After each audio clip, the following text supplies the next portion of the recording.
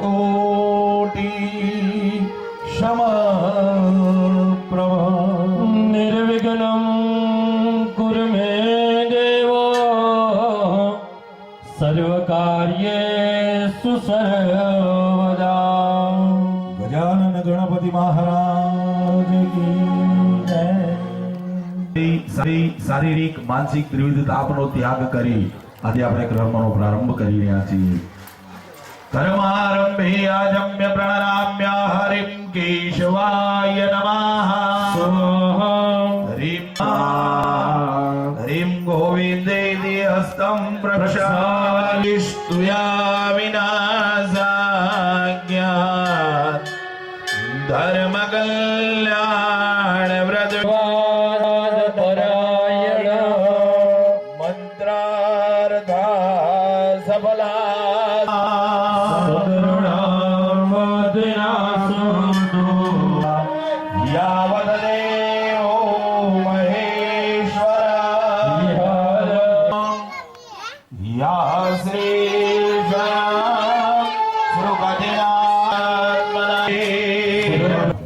आयु आरोग्य ऐश्वर्य अभिवृद्धि अर्थ एवं व्यापारे दशविध लक्ष्मी प्राप्ति अर्थ रोग दोष शमन अर्थ मेलड़ी माता समीपे मध्यदीने पूजन हवन कर्म अहम કરીશે। પાણી થાળીમાં મૂકી દો, ફરીથી પાણીની ચમચી ભરજો। ખાલી ચડી જઈ એટલા માટે નહીં, કામ ક્રોધ અને લોભ આ ત્રણ વસ્તુનો દેવી પવિત્રમ હસ્તે પવન કેવું કઈ આવે ઓલવાઈ જાય, પણ સૂર્યનારાયણ ભગવાન તો સાક્ષાત છે। માતાજી આગળ ઘીનો દીવો તેલનો દીવો બે પ્રગટ અખંડ કર્યા છે। સૂર્ય પાણી ભરીને જો ચડાવવામાં આવતું હોય તો એના ઘરની અંદર કોદાળો દરિદ્રતા રહે નહીં। ઘણા એમ કે મહારાજ અમે રોજ સૂર્યનારાયણ ભગવાનને પાણી ચડાવીએ, પણ શાસ્ત્રમાં તો એવું લખ્યું છે કે ક્યારે તમે પાણી ચડાવો તો એનું ફળ મળે।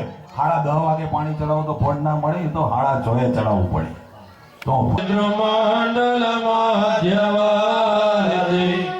નારાયણ સરસિજા પ્રથમ કર્મ સાક્ષી સૂર્યનારાયણ દેવ યાદ કરજો કે આજે અમે આ સત્કાર્ય કરી રહ્યા છીએ, તો એ સત્કાર્યની અંદર અંતરિક્ષમાં પધારી આપ અમને સારા એવા આશીર્વાદ વર્ષાવજો।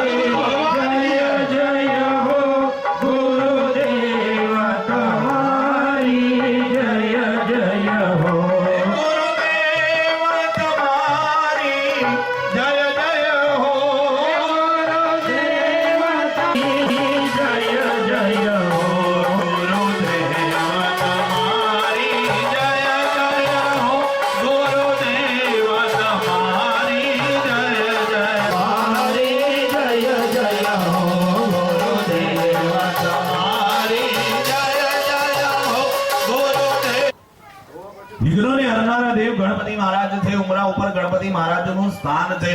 પહેલાના જમાનાની અંદર ઉમરાની પૂજા થતી હતી કે ઘરની અંદર કોઈ પણ પ્રકારનું વિઘ્ન ન આવે, ઘરના ઉમરે વિઘ્ન રોકાઈ જાય। શાસ્ત્રોમાં તો ઘણી બધી પૂજાઓ લખી છે।